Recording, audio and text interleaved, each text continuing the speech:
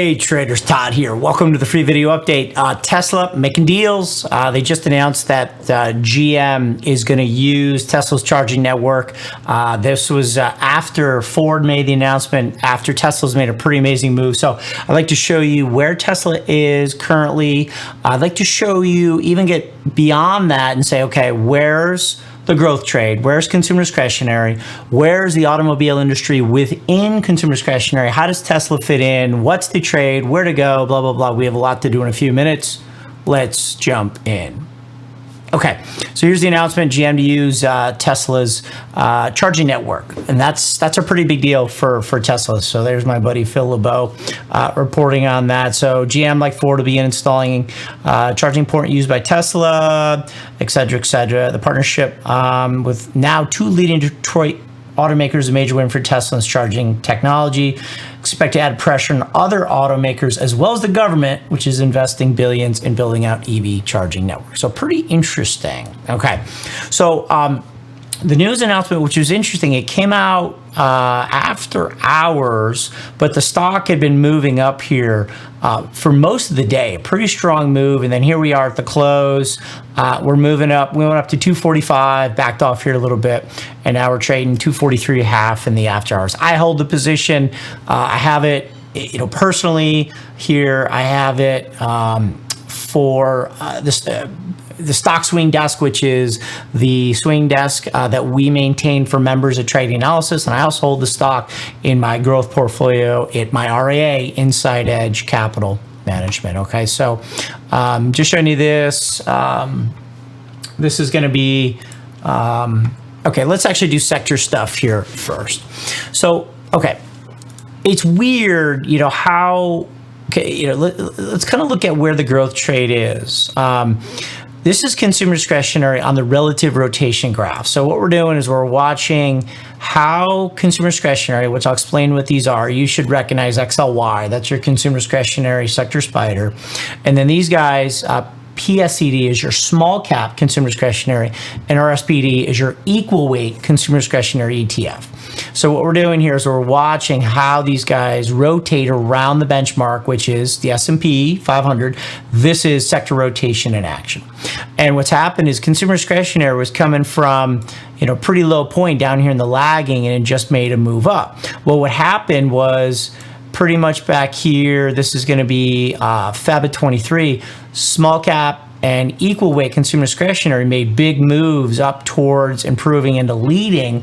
XLY on the monthly, the cap weighted sector, consumer discretionary sector, got left behind because why? Well, obviously Amazon and Tesla were under pretty considerable pressure, so the cap weighted guy couldn't go anywhere. Well, here's the weekly, which is going to be, this is showing pretty much back to March of 23. As we go, and in fact, let's just do this here. Okay, so this is going to be, we all of a sudden started seeing cap weighted consumer discretionary start to come on here in February and March. And what's happened is,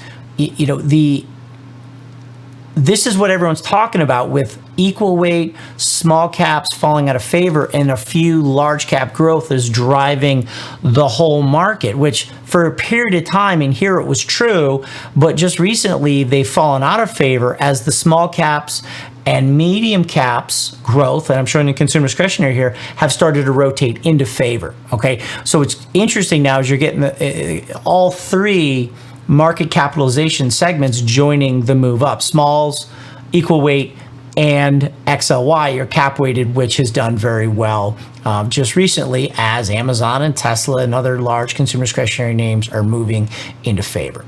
Okay, so let's look at the automobiles. So what we're doing now is, as consumer discretionary across the market capitalization is moving into favor, let's see what automobiles are doing. So this is in green, the automobile industry, which here on the monthly has been falling out of favor, but then Tesla has just made the turn here over the last couple months, starting to push up. General Motors has already made the move. Ford is starting to come out of that big consolidation, which is good. So automobiles are starting to join the consumer discretionary party, which is starting to join the tech rally that we've seen focused in tech and communications, right? So let's go to the weekly. So we're going to look at a little zoomed in view. Ford and GM have kind of been messing around, you know that. But look what Tesla's done ever since January, February, and March of this year. Tesla's made a huge move, dragging the automobile industry in. We've dropped down, and then Tesla in the kind of pukey green here made a turn, started to move up.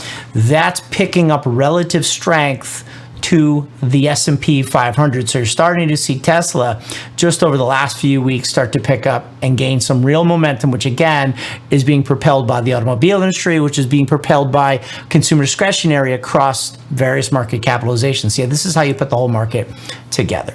So as I mentioned, we hold the stock. This is a picture of the stock swing desk that we carry for members.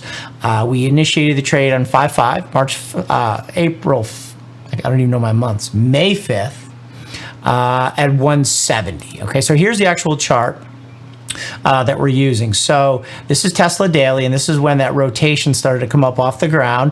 Tesla started to do well. We bought the wave 2 pullback here, 170, and it's been a straight shot up. So where do we go from here?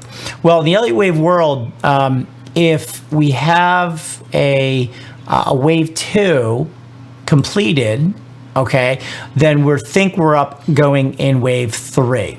Now, wave 3, the minimum distance that you'd expect the third wave to go is at least as far as wave 1 went. So what you do is you take a percent distance traveled of your first trend wave, which this was 113%, and then you're going to project that up, and you say, okay, minimum for wave 3, because usually wave 3 is longer than 1, is going to be 113%. So it's right there. So it's this blue 100% 3v1, which is going to be at 325. So if this is a good third wave, that's your minimum upside target. And believe it or not, you're going to think I'm crazy. Plenty of people do it already anyway. But the 1618 is your Fibonacci projection of 1 verse 3. So you take distance in 1, multiply by 1.618. That's going to be your upside target. So the way we're kind of playing this is, we should have a smaller 5-wave move that gets you up to that equal, measured move, they call it, AB equals CD, 113%, another 113%. That's a minimum target before you get up to the 1618. So, we're long from 175 or 170, trailed stop to 175. We hit the first target, next target's up at 320. So pretty soon we're going to trail that stop up. And then what you want to try to do is get a little wave 2 pullback if you don't have the trade on, and try to move on up and get those higher targets. And I think it's important to just step back and say, okay, where are we on this big pullback, as Tesla was so underperforming, as I showed you on the relative rotation? Well, old highs are up here at 420-ish. The 100% target is equal to this August 22 high, which was a double top failure. That's a pretty key level. So that's your game plan and target, guys. Hope that helps. Be sure to hit the like button, and we'll play a video for you right after this if you'd like to learn more about all the stuff we do at tradinganalysis.com. Thanks for watching. Have a great rest of the day. Hi, it's Todd from tradinganalysis.com. Thanks so much for watching. Listen, my team and I have so much to share with you in terms of our technical analysis, our fundamental analysis, portfolio management tactics, trading in and out, maybe options, sector rotation. Let us know what's most interesting to you. Maybe drop that in the comments section, and we'll do our best to work it in. Also, consider clicking the subscribe button and the bell icon to be notified when we put out new videos. And finally, you can check us out at tradinganalysis.com if you'd like to see us manage our real portfolios in real time. Thanks again for watching.